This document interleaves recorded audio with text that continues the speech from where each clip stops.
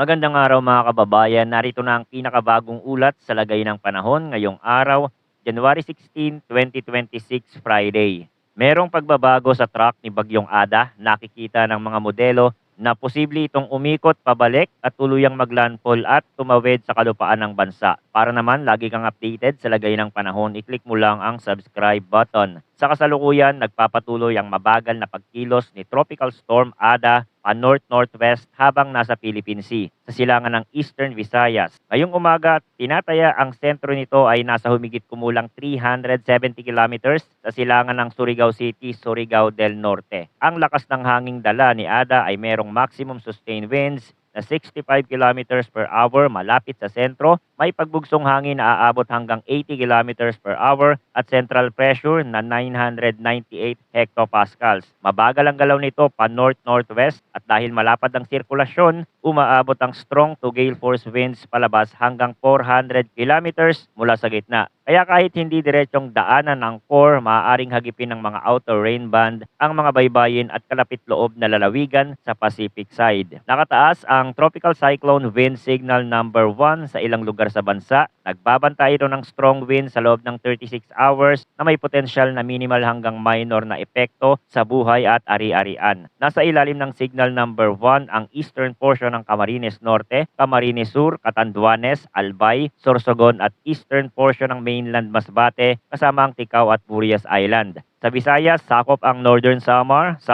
Eastern Samar, Biliran, Northern at Central portion ng Leyte at ang Eastern portion ng Southern Leyte. Sa Mindanao, kasama ang Dinagat Island, Surigao del Norte at Surigao del Sur. Asahan ang paulit-ulit na bugso ng hangin at pagtaas ng alon, lalo na sa mga baybayin na nakaharap sa silangan habang dumaraan ang spiral rain bands ni Ada. Sa latest heavy rainfall outlook naman na inilabas ng Pag-asa ngayong araw, inaasahang aabot sa 100 hanggang 200 millimeters ang kabuuang ulan sa Northern Samar at Eastern Samar, lalo na sa mga baybaying paakyat sa kabundukan kung saan pinipiga pa ng hangin ang moisture. Habang nasa 50 hanggang 100 millimeters naman ang posibleng ulan sa Catanduanes, Sorsogon, Samar, Biliran, Leyte, Southern Leyte, Dinagat Island, Surigao del Norte at Agusan del Norte. Bukas, mas lalapit ang core at mas magiging organisado ang ulan sa Bicol Corridor at Hilagang Samar. Aabot sa 100 hanggang 200 millimeters ang mga pag-ulan sa Catanduanes, Albay, Sorsogon at Northern Samar.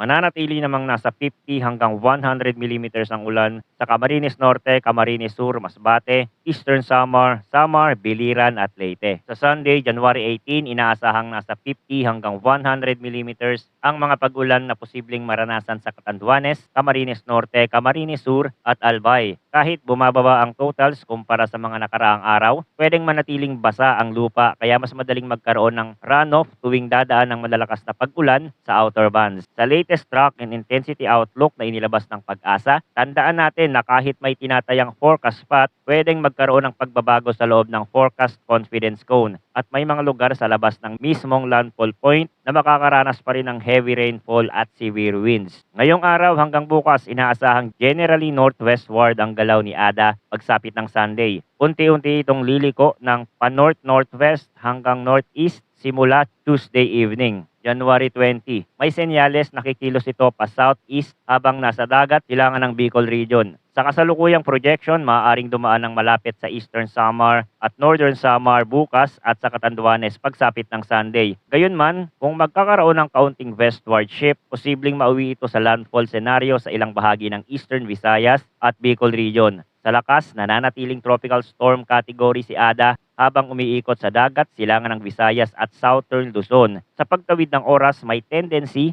na panatilihin ang lakas na ito dulot ng balance sa pagitan ng warm sea surface at umiiral na shear. Sa Tuesday, may posibilidad na humina ito at bumalik sa tropical depression category habang lumalayo at nagbabago ang interaksyon sa paligid na hangin at mga upper level pattern. Sa madaling sabi, ngayon 2 araw ang pinakaaktibo ang ulan at bugso ng hangin sa Pacific Slope. Pagkatapos nito, posibleng umikli ang epekto habang umiiba ang direksyon at lakas. Kung sisilipin natin ang forecast ng ibang mga modelo, sa pagliko ni Bagyong Ada sa Tuesday, ipinapakita ng mga bagong datos na ito ay iikot lamang at babalik para maglandfall sa Northern Mindanao o Eastern Visayas. Sa ganitong sitwasyon, posibleng magtagal ang mga pag-ulan na mararanasan sa may Bicol Bicol region at Eastern Samar at Northern Mindanao dahil hindi tuluyang lalayo ang bagyong Ada. Makikita din natin ang paglikong ito sa ensemble view ng Google DeepMind at bukod dito, may isa pang low pressure system na unti-unting lumalapit sa Philippine Area of Responsibility. Pero sa ngayon, hindi ito inaasahang maglalandfall